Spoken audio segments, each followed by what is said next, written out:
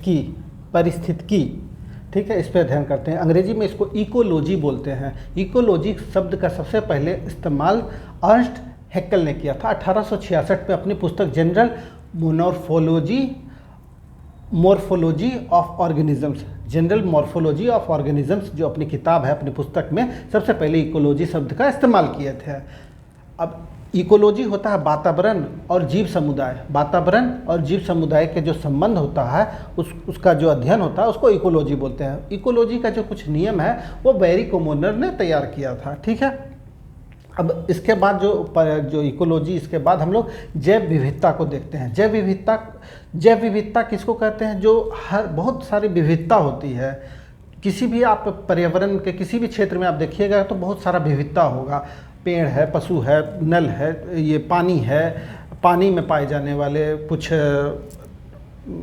Organisms हैं, जीव जंतु हैं पानी में पाए जाने वाले, पहाड़ पे पाए जाने वाले, तो इस तरह से बहुत विविधता है। तो जैव विविधता शब्द का सबसे पहला इस्तेमाल एडवर्ड ओ विल्सन ने 1985 में किया था, ठीक है। एडवर्ड ओ विल्सन ने जैव विविधता का उपयोग इस टर्म को लाए थे एडवर्ड ओ विल्सन, ठीक है। अब 12 ऐसे देश है दुनिया में, पूरे पृथ्वी पे 12 ऐसे देश है जो महाविविधता है, जहाँ पे महाविविधता है।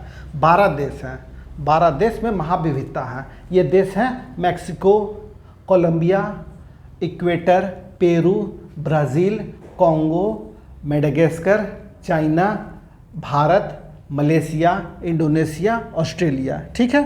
ये 12 देश आप फिर से नोट करिए। Mexico, Colombia, Ecuador, Peru, Brazil, Congo, Madagascar, China, Bharat, Malaysia, Indonesia, Australia. अच्छा, और एक चीज़ ये सब नोट करिए, और इसमें ऐसे क्वेश्चन में दे देते हैं जैसे विश्व के कौन से देश ऐसे हैं, ये चारों का ग्रुप या 3 का ग्रुप में कौन से देश महाविविधता वाले देश है।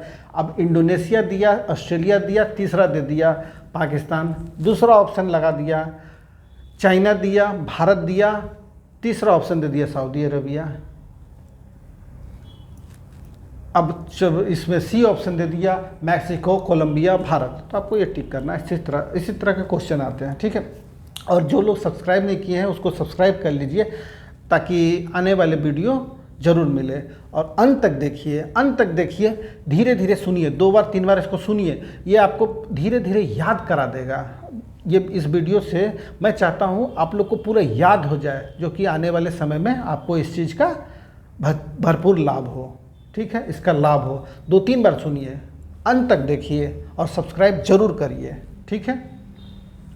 अब मानव जो है, मनुष्य जो है होमो सेपियंस प्रजाति का है। मनुष्य होमो सेपियंस प्रजाति का है, मनुष्य होमो सेपियंस प्रजाति का है, ठीक है। अब जैव विविधता का जो मापन है, जैव विविधता का जो मापन है उसको हम लोग 3 तरीके, उसको मापन के लिए 3 विविधता में लेते हैं। अल्फ़ा, 3 श्रेणी में करके बांटते हैं। अल्फ़ा, इसमें जो है कुल संख्या, जो उस विविधता में जो कुल संख्या का है, कुल संख्या का प्रजाति है, उसका विवरण देते हैं, ठीक है, ठीक है, कुल संख्या। उसके बाद बीटा में प्रजाति की विविधता। अब एक स्पीसीज जो बोलते हैं ना, अब बिल्ली है तो उसका भी बहुत सारा स्पीसीज है, प्रजाति है, बिल्ली का भी बहुत सारा प्रजाति है।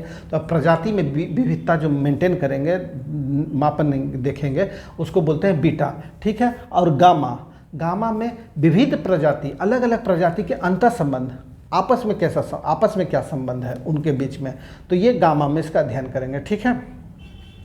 अब जो कुछ भारत में, कुछ दुनिया में कुछ हॉटस्पॉट है, ठीक है, कुछ हॉटस्पॉट है जहाँ महाविविधता वाला क्षेत्र है, ठीक है। कुछ हॉटस्पॉट हैं महाविविधता वाले क्षेत्र में, जैसे भारत में है पश्चिमी घाट और श्रीलंका। नीचे से पश्चिमी जो आपका केरल से ऊपर कर्नाटक, महाराष्ट्र, ये पश्चिमी घाट से लेकर श्रीलंका तक, ये हॉटस्पॉट है, हॉटस्पॉट जहाँ महाविविधता का बहुत ज़्यादा महाविविधता पाया जाता है, ठीक है, पश्चिमी घाट और श्रीलंका।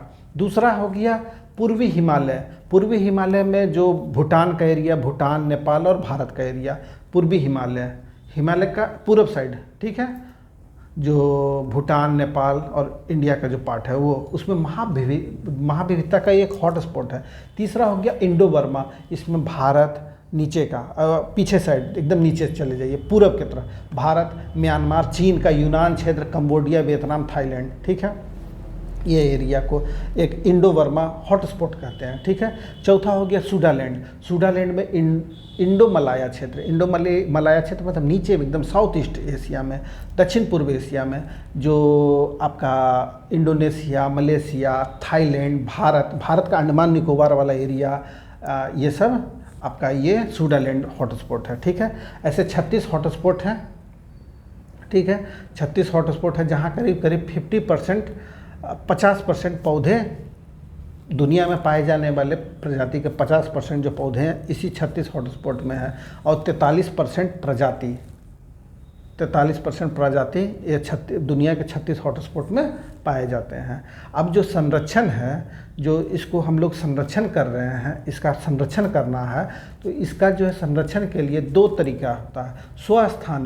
स्वस्थाने मतलब इसको दूसरे भाषा में बोलते हैं इन सीटू स्वस्थाने, मतलब उसको उसी स्थान पे, जिस स्थान में वो रहता है उसी स्थान में उसको अच्छा से रख रखाव करिए, उसका संरक्षण करिए। जैसे नेशनल पार्क, अभ्यारण्य ये सब बनता है, तो उसमें जो उसको स्वस्थाने, जिस जगह पर कम होते जा रहा संख्या उसी जगह पे रखना है, तो वो स्वस्थाने हो गया। इन सीटू, ठीक है, उसी जगह पे। अब जैसे बाघ है, तो बाघ को ला के हम चिड़ियाघर में रखेंगे तो वो जीवन बस अपना काटेगा, आगे प्रजनन और जनसंख्या नहीं बढ़ा पाएगा।